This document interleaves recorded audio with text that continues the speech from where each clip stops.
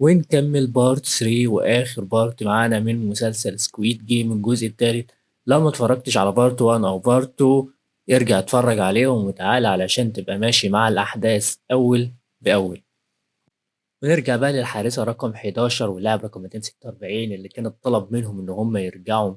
فرجعت الحارسة رقم 11 وطلبت من 246 ان هو يكمل هو في هروبه. ونرجع للبطل بتاعنا سي يونج واللي راح يقابل صاحب اللعبة ويكتشف إن هو اللاعب اللي كان معاه في الجزء التالت في الجزء التاني في نفس الفريق. فبيتعصب ويمسك السكينة ويبقى عايز يقتله، لكن متردد برضه زي كل مرة. فبيتحاوروا بيتناقشوا وفي الآخر بيسيبه ويمشي. لكن صاحب اللعبة بيعرض عليه إن هو ياخد معاه السكينة علشان يقتل بقية اللعيبة ويكسب هو لوحده، زي ما كان اتعرض عليه قبل كده لما كان هو مكانه برضه كلاعب وقتل كل اللي معاه وكسب هو في الآخر. لكن سي يونج كان متردد جدا، وفي اللحظة الأخيرة يقرر إن هو ما يقتلهمش لأنه افتكر اللعيبة اللي كانت موجودة معاه برضه في الجزء التاني، ولما طلبت منه إن هو شخص طيب وما يقتلش أي حد فما قتلش حد. وبنروح للضابط وانج واللي بيكون لسه برضه موجود على المركب بيدور على الجزيرة اللي هيقضي طول المسلسل بيدور عليها لحد ما يروح في الوقت بدل الضايع. فبيجي له مكالمة من صاحب اللعبة فبيكلمه وبيقول له إن أنا هجيبك يعني هجيبك. ونرجع للعبة رقم 11 واللي بتكون بتتسحب لجوه المكتب بتاع رقم 4، وبتطلب منه إن هو يمسح ملفات اللاعب رقم 246 وإلا هتقتله. فبعد ما مسح الملفات يفاجئها بحاجة، قال لها إن مش ده النسخة الوحيدة للورق، في ورق موجود في مكتب المشرف وهو الوحيد اللي يقدر يدخل هناك. فبتخليه يمشي قدامها ويوديها لمكان مكتب المشرف، وأثناء ذهابهم لهناك بيركبوا الأسانسير ويهجم عليها جوه الأسانسير لحد ما يقدر إن هو يتغلب عليها ويجرحها. وبعد ما شبه خلص عليها بيروح ويفتح الشاشة علشان يتفرج على اللعبة بعد ما بدأت. وأثناء مشاهدته للعبة بتزحف رقم 11 على الأسانسير وتمسك السلاح وتقدر إن هي تموته. عشان بعد كده نرجع للعيبة اللي رايحين في طريقهم علشان يبدأوا اللعبة اللي بعد كده، واللي هتكون إن هما هيختاروا ما بينهم مين يموت ومين يعيش. هما اللي يحددوا برأي الأغلبية، وطبعا معظمهم أو نصهم متفقين مع بعض بحيث يموتوا كل الباقي غيرهم. فكله بيبص لبعضه بيقولوا مين هيكون أول واحد، هيختاروا مين علشان يظهر بعد كده اللاعب اللي بيهلوس وبيشوف صحابه اللي ماتوا قبل كده، واحد والتاني والتالت، علشان في الآخر كلهم يبصوا عليه ويقرروا إن هو ده هيكون أول واحد يتخلصوا منه. فخلاص قرروا، فعايزين يزقوه من على حافة المكان اللي واقفين عليه، لكن طبعا كله خايف لا يجي يزقوه يسحب واحد فيهم. فراح ده جاب عمود حديد وزقه من بعيد لبعيد علشان يحافظ على نفسه. وكده خلصوا من أول واحد ويروحوا للمرحلة اللي بعد كده، واللي برضه هيختاروا فيها واحد يخلصوا منه لحد ما خلاص ما يبقاش فيه حد إلا 3 أو 4 بالكتير. وطبعا هنا المستثمرين بيراقبوا وطبعا عاجبهم النظام الجديد أو اللعبة الجديدة، وهنا طبعا كله عايز يخلص من الطفلة اللي موجودة مع سونيو.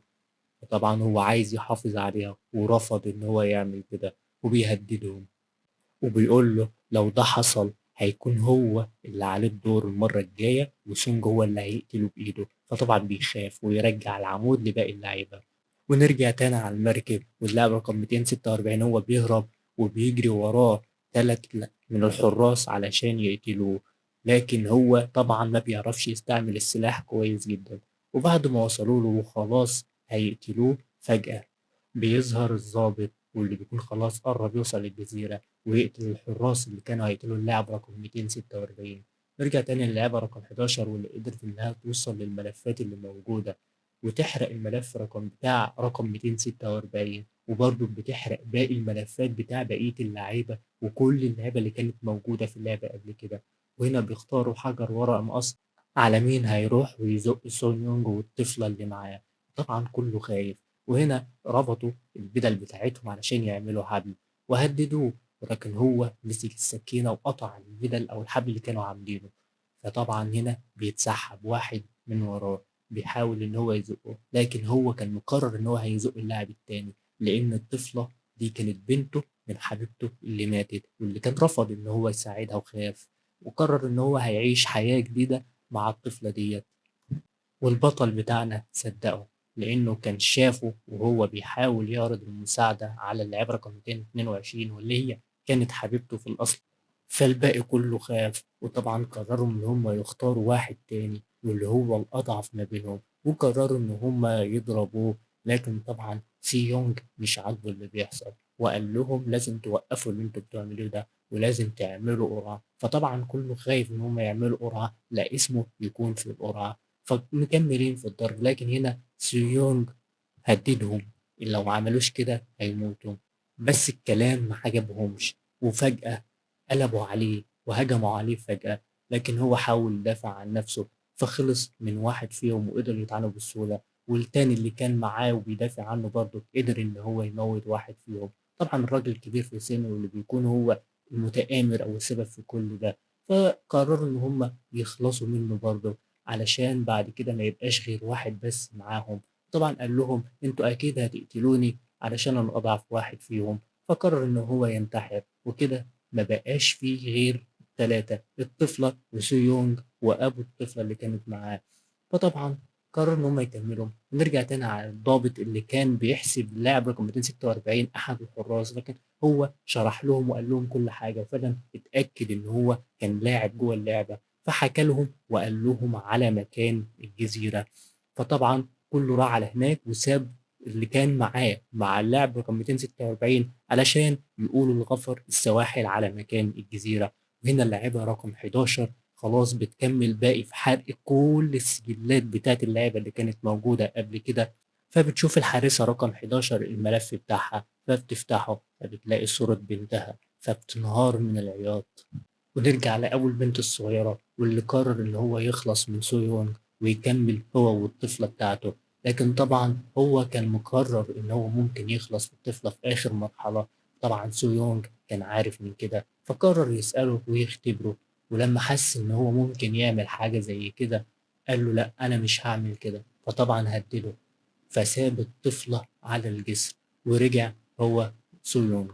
لكن قبل ما الجسر يقفل نط سو يونغ وعدى بعد كده وقدر إن هو يوصل للمكان فعلا. فطبعا دخل في خناقة مع أبو الطفلة الصغيرة، فقدر إن هو يخلص من العمود اللي فيه. طبعا أبو البنت الصغيرة هدده بالطفلة وقال هيرميها لو ما رماش السكينة اللي في إيده. فطبعا سمع كلامه ورمى السكينة علشان ياخد بعد كده السكينة ويدخلوا في خناق. لكن سو يونغ قدر إن هو يخلص منه ووقعوا هما الاتنين، لكن سو يونغ قدر يمسك في سيخ حديد موجود من حظه الحلو. فطبعا بيحاول هنا ينقذ أبو الطفلة الصغيرة، لكن إيده بتتزحلق ويقع ويموت. طبعا المستثمرين مستغربين جدا ازاي واحد قدر يكسب اللعبة مرتين اتنين ورا بعض ومحدش عملها قبل كده. لكن سو يونغ ما كانش لسه ضغط على الزر الأحمر ده علشان يبدأ اللعبة. فطبعا هنا لازم يخلص من يا هو أو الطفلة الصغيرة. هو دلوقتي عمال بيكرر، وطبعا هو بيكلم المستثمرين وبيقول لهم إن حياة اللاعبة ديت مش زي الأحصنة، تحركوا فيهم زي ما انتوا عايزين. فقرر إن هو ينتحر هو والطفلة الصغيرة، لكن هو زعلان ومش عايز يعمل كده فسابها ونط هو وانتحر ومات علشان الطفلة الصغيرة هي اللي تكسب اللعبة. وبعد ما خلاص اللعبة خلصت والطفلة كسبت، خلاص كله بيمشي علشان يفجروا المكان، ولا أكن اللعبة دي حصلت من الأساس. وهنا حارسة رقم 11 كانت بتحاول تنتحر، لكن لما شافت تضحية سويونج رجعت في كلامها. وفي اللحظة ديت بيوصل الضابط للجزيرة خلاص، والمشرف بيكون عارف إن هو قرب يوصل على الجزيرة، فبيأمر بقية الحراس إن هم ينفذوا خطة الهروب، وهو يفعل مؤقت التدمير الذاتي. وخلاص ما يبقاش فيه غير 30 دقيقة والمكان كله يتدمر، علشان بعد كده يروح وياخد الطفلة ويوصل للضابط ويشوفه وهو بيخلع القناع ويكتشف إن أخوه كان هو السبب ورا كل ده. فبياخد الطفلة فبيضرب عليه الضابط النار، فما بيعملوش أي اهتمام وبيكمل في طريقه وبيمشي. فبيسأل أخوه أنت ليه عملت كده؟ فبرضك ما بيدلوش أي اهتمام وبيمشي ويهرب مع الطفلة وبقية الحراس من الجزيرة، والضابط برضك بيهرب في آخر لحظة قبل ما الجزيرة تنفجر. وهنا وبعد 6 شهور بتروح الحارسة رقم 11 عشان تطمن على اللاعب رقم 246، واللي بيكون شغال رسام في بعض الأماكن، فبيسألها هو شافها قبل كده، فبتقول له إنها كانت شغالة في المنطقة هنا. لكن هو بيشبه عليها، لكن هو ما يعرفش شكلها خالص لأن هي كانت لابسة قناع لما كانت جوه اللعبة. فطبعا هنا بتتصل على حد علشان يدور على بنتها، وفعلا بيقولها إن بنتها ما ماتتش وهي لسه موجودة في الصين، فراحت بسرعة وعشان تسافر على الصين في نفس اللحظة علشان تدور على بنتها. فبيجي لها مكالمة ورا التانية لحد ما خلاص ما تتأكد.